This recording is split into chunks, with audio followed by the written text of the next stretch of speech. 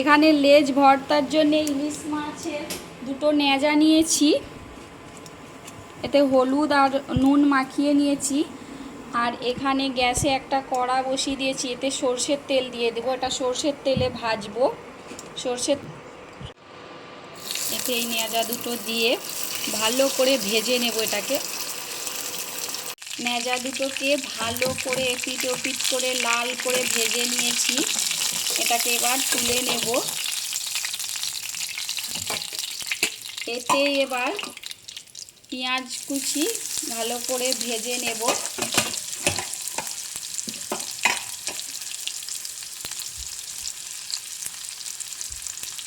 সাথে দুটো কাঁচা লঙ্কাও এতে ভেজে নেব। ভালো করে পেঁয়াজটাকে লাল করে ভেজে নেব।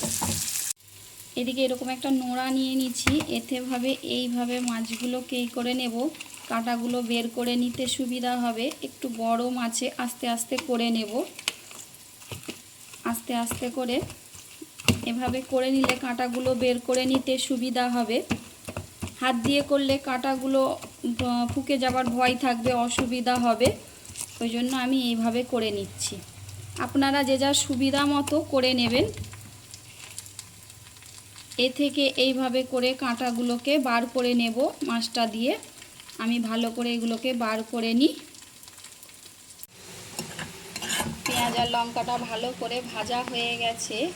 এটা আবার একটা প্লেটে তুলে নেব। এখানে মাছগুলোকে ভালো করে ছাড়িয়ে নিয়েছি। এখানে একটু কাঁচা পেঁয়াজ নিয়েছি, এতে কাঁচা পেঁয়াজও দেব।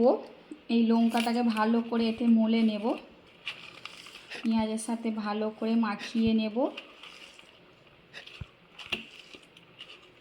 দিয়ে এই মাছগুলোকেও দিয়ে ভালো করে এর সাথে মাখিয়ে নেব।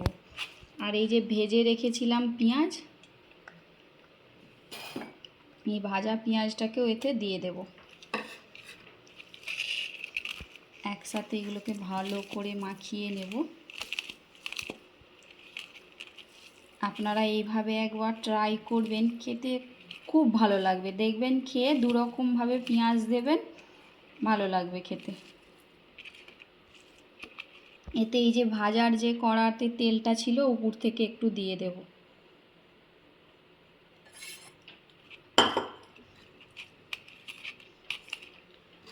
আর একটু ভাজা পেঁয়াজ উপর থেকে দিয়ে দেব।